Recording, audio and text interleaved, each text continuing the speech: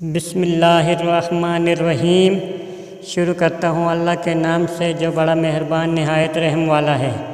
روشنی کی دنیا کے معزز ناظرین، السلام علیکم۔ آگ کس پر حرام ہے؟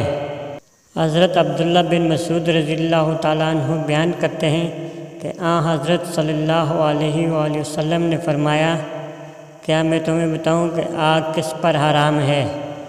حضور نبی کریم صلی اللہ علیہ وآلہ وسلم نے فرمایا، ہر اس شخص پر جو اللہ تعالیٰ اور اس کے بندوں کے قریب ہے اور ان سے نرم سلوک کرتا ہے اور ان کے لیے سہولیات مہیا کرتا ہے۔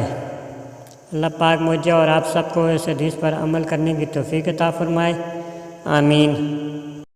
اگر ویڈیو اچھی لگے تو اسے لائک اور شیئر کریں اور ساتھ چینل کو سبسکرائب کریں اور گھنٹی کے بٹن کو دبا کر آل نوٹیفیکیشن پہ کلک کریں تاکہ ہماری ہر آنے والی ویڈیو آپ کو سب سے پہلے مل سکے۔ انشاءاللہ کسی اور اچھی ویڈیو میں دوبارہ حاضر ہوں گا۔ السلام علیکم، اللہ حافظ۔